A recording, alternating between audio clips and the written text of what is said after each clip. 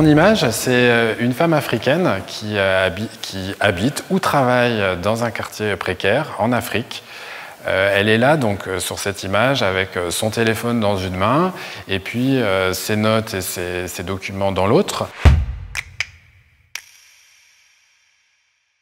À travers le numérique, finalement, dans ce quartier précaire, il y a tout un tas de leviers qui apparaissent pour à la fois mieux connaître le quartier, le mettre sur la cartographie donc, de l'action publique, vu qu'il était jusqu'à présent invisibilisé, on va dire. Elle peut être soit dans un rôle d'élaborer un diagnostic, où elle relève un certain nombre de choses et à travers son téléphone, elle va créer des données. Ou alors, on pourrait très bien imaginer que cette femme, elle travaille dans la municipalité de la ville où se trouve le quartier et qu'elle est en train, avec ses documents, de relever, en faisant du porte-à-porte, de relever les taxes.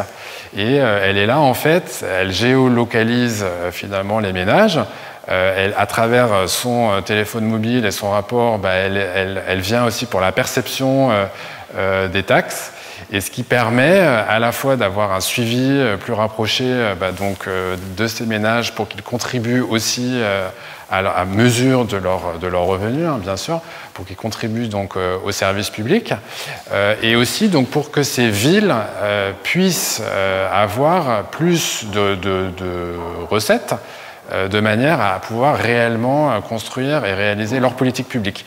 Donc on voit là sur vraiment un outil très simple, elle va avoir une petite application. On peut imaginer qu'elle a une petite application sur son téléphone portable, et même si elle est hors réseau, elle rentre les données. Dès qu'elle retrouve du réseau, les données partent vers le centre, le data center, et de là on voit que ça rentre dans un cycle assez vertueux de production de la donnée, exploitation et donc construction d'un projet finalement de développement pour le quartier.